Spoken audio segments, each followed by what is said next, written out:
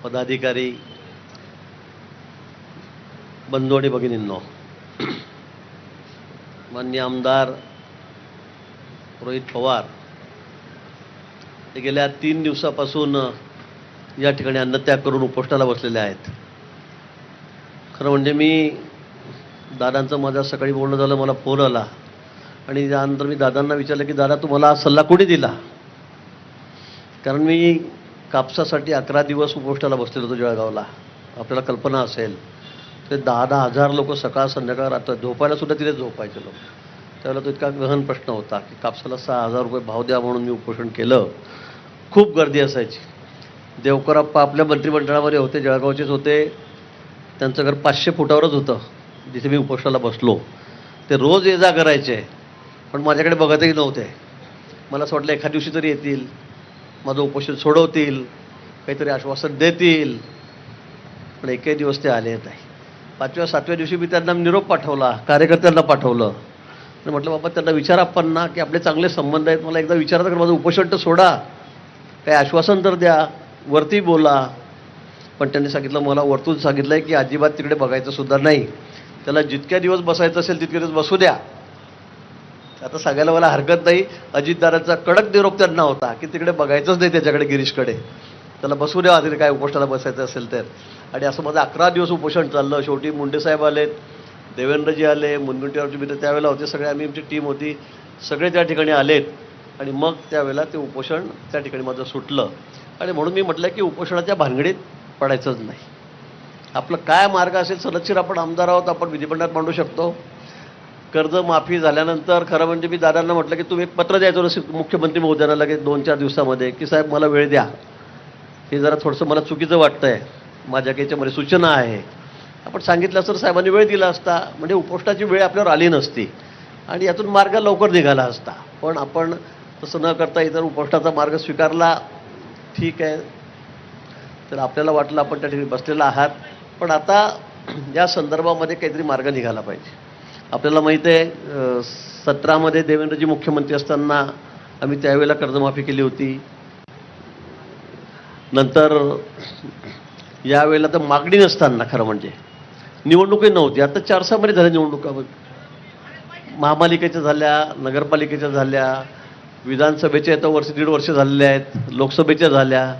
मागणी नसताना अचानक मुख्यमंत्री महोदयांनी निर्णय जाहीर केला, समिती नेमली, निर्णय केला आणि जवळपास 37,000 कोटी रुपये आपण शेतकऱ्यांची कर्जमाफी यातून केलेली आहे. मोठी रक्कम आहे.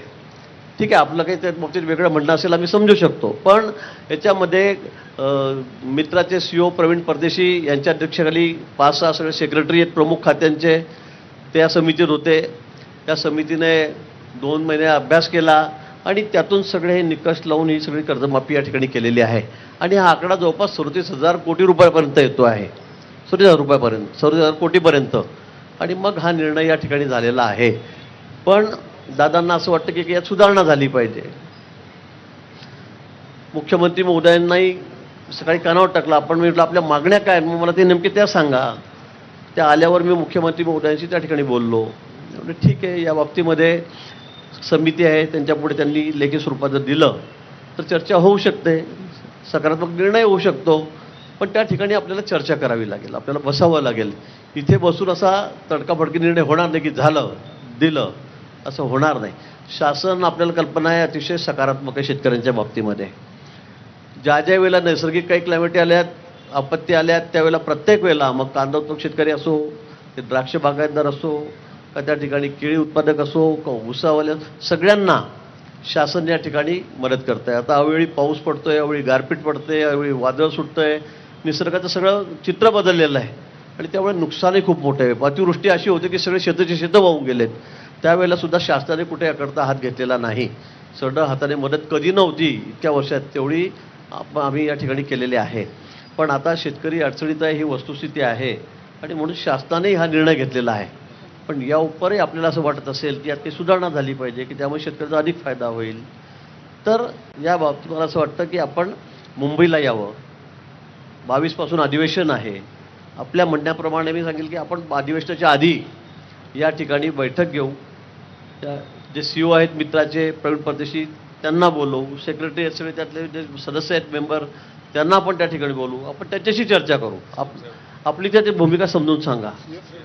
सीएम साहेब आहे, सीएम साहेबांनी सांगितलं आहे मला 22 तारखेच्या आत या ठिकाणी आपण बैठक घेऊ आणि याच्यावर काय असेल जे योग्य असेल तो तोडगा निश्चित याच्यामध्ये काढू, सकारात्मक निर्णय या ठिकाणी करू असं सीएम साहेबही मला म्हणलेले आहेत.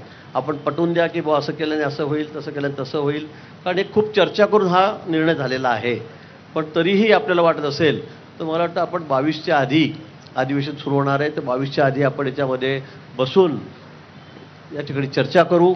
शेवटी सीएम साहेब जो निर्णय घेतील तो आपल्या सगळ्यांना मान्य असेल आणि यातून मला वाटतं मार्ग निघेल. उपोषणाला बसून अजून 5 दिवस बसले, 7 दिवस बसले, 8 दिवस बसले असा मार्ग निघणार नाही. तब्येतीला आपण जपलं पाहिजे, कारण आपल्याला माहिती आहे उपोषण करून काय काय त्याचे परिणाम होतात ते मी भोगलेले आहे. त्यामुळे मलाही वाटतं की आता आपण फार जास्त वेळ या ठिकाणी न बसता आपण आज उपोषण सोडावं. आपल्यासमोरच मी या ठिकाणी चर्चाही केलेली आहे आणि त्यामुळे 22 तारखेच्या त्या संदर्भामध्ये आपण एक सविस्तर बैठक घेऊ आणि त्यामध्ये काय असेल तो योग्य निर्णय करू. आणि म्हणून माझी आपल्याला या निमित्तानं विनंती आहे की आपण आता उपोषण सोडावं.